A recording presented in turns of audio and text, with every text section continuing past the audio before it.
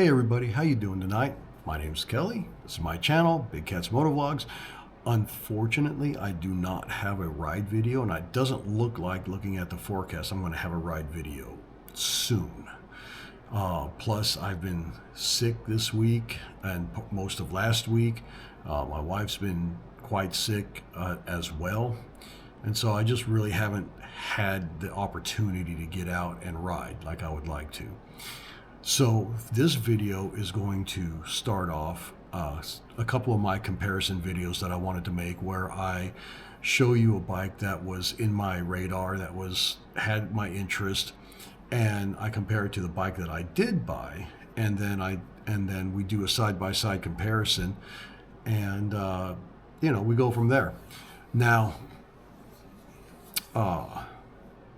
the format of this video is going to be not you staring at me talking to you, but the format's going to be, I'm going to put up a picture of the bike that I'm going to list various stats on, one bike for one set of stats, another bike for another set of stats, and then at the end I'm going to tie it all together. Hopefully this video won't be too long. Hopefully it won't be too boring. It's going to be kind of boring unless you're a numbers guy, but my intent is to give you some insight as to why I chose the bike I did over the other bikes that were on my radar. And with that being said, I guess I should say, if you didn't see last week's video, I just picked up a 2013 Victory Crossroads. Beautiful bike. I love it already, even though I haven't really gotten a chance to do anything with it anyway. It's just one of those bikes that I love to look at. I sit on it and it just feels so good, and I really can't wait for everything to get fixed in my end, with health, and get the weather to where it's warm enough for me to go out. Sorry, 28 degrees just doesn't cut it for me. It is what it is. So let's go ahead and talk about these bikes now. So first up, and literally the only Harley Davidson model that I really like, that really gets me excited, is the Heritage Softail. Now, to compare apples to apples, I'm going to look at a 2013 Heritage Softail and give you the stats that I found on it. Not all stats were available, at least not to me, not with where I was looking, and I was looking in a few different places. But here's what we came down with. First, I'll start off with the price. In 2013, the Heritage Softail was $17,599. The engine was a 103 twin cam, rated at 80 horsepower and 102 foot-pounds of torque. Of course, it's air cooled. The transmission is a 6-speed transmission, standard heel toe shifter, and is belt driven. The braking on this, the braking is a single front caliper with 11.5-inch rotor, and it's the same on the rear, 11.5-inch rotor, and it has ABS that is optional. I tried to find something on the saddlebag storage, how much it actually holds. I couldn't find anything. If someone out there knows what it might hold, leave a comment. That would be awesome. Fuel, it has a 5-gallon fuel tank, and weight, 719 pounds dry, 752 pounds wet. Now, I will tell you from personal experience, I have ridden a Heritage Softail, and it doesn't feel 719 pounds, or 750 pounds rather, when you're pulling it up off the kickstand. It doesn't feel like that when you're going down the road. In fact, it felt super comfortable and super easy to deal with. I tried to find lean angles on these motorcycles, and I couldn't. I think I found on a forum where somebody said that the Heritage Softail had, and let me see if I can get this right, I might get it wrong, 29 degrees of lean angle on the left and 24 degrees of lean angle on the right. I could be wrong on that, but that sounds about right. And I couldn't find anything on the Victory Crossroads lean angle. But honestly, I don't care. lean angle and me and Kansas, it doesn't matter.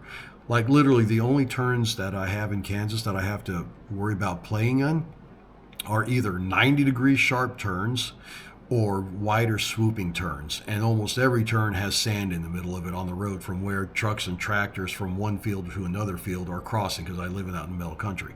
So there's really no opportunity to get spicy in corners. So lean angles don't mean a thing to me. Honestly, they don't.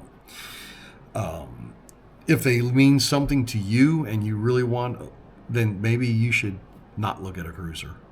Just my opinion. I'm just throwing it out there for conversation. Not really important, honestly. So that's all the specs that I found that were relative to me. So if you remember in my last video, I was saying I was looking for three or four main things, belt driven, ABS, and cruise control, especially those things. And so the 2013 Heritage Softail really doesn't fit that. But let's take a look at the Victory Crossroads now. Victory Crossroads is coming in at $17,999, so just a few $100s more than the Heritage Softail. It's coming also with a 106 Freedom V-twin with 88 horsepower and 105 foot-pounds of torque. So more horsepower, more torque, not to a huge degree, but it is more. And it is a combination of air oil cooled. 6-speed transmission, tow shifter only, belt driven. Now the differences between the heel tow and the tow only, again, are not relevant to me specifically because I've never used a heel tow shifter, so it's not something that I'm going to miss. But, I don't know, maybe someday. The brakes, 11.8 inch and dual disc up front and an 11.8 inch single disc in the rear. So that means the braking should be superior to the Heritage Softail. Remember, the Heritage Softail is 11.5 in front and a single front. This is 11.8 and a dual front. And also ABS is standard. I forgot to mention that ABS on the 2013 Heritage Softail was an option, but it wasn't standard. On the Victory Crossroads, it is standard. The Victory Crossroads does list its storage space, 21.3 gallons combined for the saddlebags, and it also has a 5.8 gallon fuel cell instead of 5 gallon. Now this is where the Victory Crossroads really shocked me. They only list a dry weight, and that dry weight is 772 pounds, so already 20 pounds heavier than the wet weight of the Heritage Softail. So then I had to go find, okay, how much does a gallon of gas weigh? How much does a quart of oil weigh? Once I figured out how much gas it holds and how many quarts of oil it holds, and I went and found out how much each of those liquids weigh, I come up with a staggering estimated weight of 815 pounds wet. That's 53 pounds more than the Heritage Softail. That is staggering. I could not have imagined that this Victory Crossroads would weigh that much more than the Heritage. But, and like I said, that's estimated. They didn't, no place that I looked listed a wet weight for the Victory Crossroads, so I kind of cobbled those numbers together on my own. But that is wild. So in the end, the Victory Crossroads, gave me what I wanted. It gave me ABS, it gave me cruise control, and it gave me belt drive. Heritage Softail just hit one of those markers, whereas the Victory Crossroads of the same year gave me all three. Now in 2014, the Heritage Softail would come standard with ABS, with the Rushmore project, and in 2016, so full 3 years later, the Heritage Softail would also come with cruise control. So I would have to get a 2016 Heritage to have all the stuff on it that I was just looking for. And Now I think I want to go see what say let's do some shopping. I can show you exactly how much my motorcycle cost, and let's compare it up to, say, just for the sake of argument, we'll compare it to a 2016 Heritage Softail, since the 2016 will actually have everything that I want. Okay, so what I've put up is a 2016 Heritage Softail with 13,000 miles, and its price is $11,991. So why did I pick this one? Because it's not black. I have a two-tone, beautiful looking bike, and that's what I would want out of my Harley Davidson. I don't like black bikes. That's the only color I ever got wrecked on and laid out all over the highway. So, besides, everybody has a black bike. Everybody's got the vivid black, and I get it. But for many, many, many, many years, that was Harley Davidson's base color, therefore the most affordable. But, yeah. And some people like black, and I like black. I just don't like black bikes. Not my color, not my thing. If it's your thing, more power to you. But it's just not my thing. I want color on my bikes. So anyway, $11,991, two-tone amber whiskey vivid black. Honestly, it's a beautiful looking bike in my opinion. I would ride that all day long, every day. But $11,991. I don't know if that's the out the door price from the dealership. It could be, but if it's not, let's assume that it is $11,991. Well, my bike. Let me get my papers here.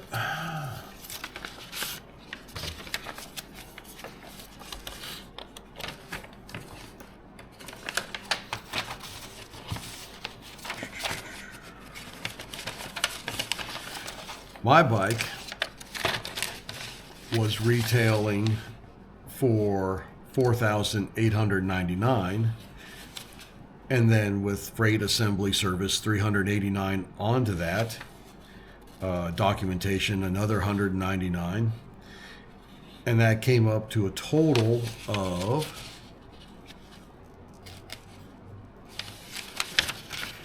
I don't know if you can see it, $54.87. So $54.87, and my bike has on the clock right now 19,177 miles. So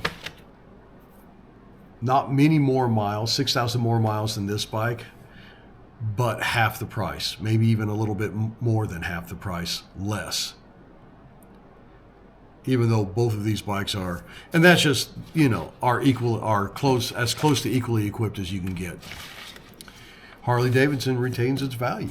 It just does. Of all the 2016s that I saw, even the black ones, I mean, we're talking pretty big price swings. This was pretty much middle of the road, $11,991, maybe a little bit on the higher side. There's quite a few that are in the 8 to 10 category. So, and 2013s are moderately better, not that much better in price, just a little bit. But none of them come close to the $5,500 that I spent. So, could I have afforded this bike? Yeah, I could have. But do I want to when I can get another American V-twin for half of it? No, why would I? That's financially silly. And being fiscally responsible for my toys is where I lean towards.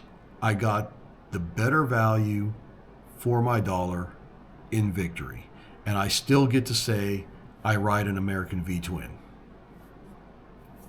So anyway, that's my presentation. That's the side-by-side stats of the two equal-yeared bikes, and then stepping into a later model Harley Davidson to get what Victory already had going in 2013.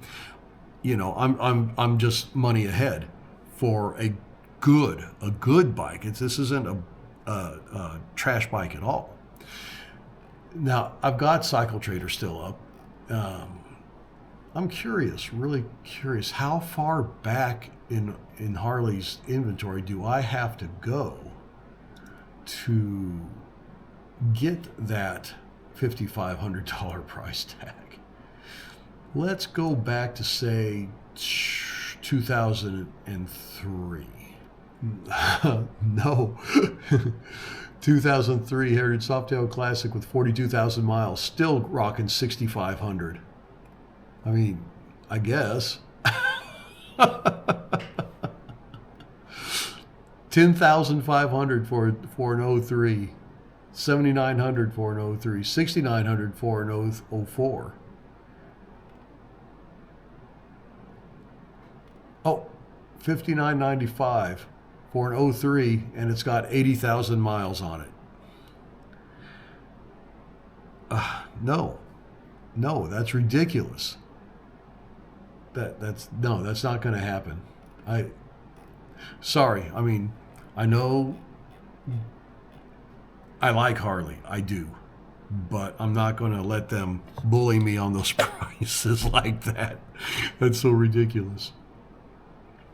Anyway, that's that. I will probably be doing another video on another bike that I will compare to my Victory, and we'll go from there.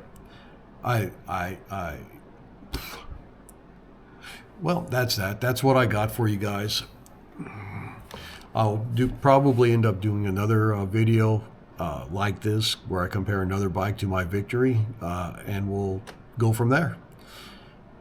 Hopefully the weather breaks sooner than later and I can get a ride video in, or at least a proper walk around and point out some things that I really like about this Victory, and a couple of things that I don't, but weren't deal breakers for me personally. And until then, you be good, and we'll see you around.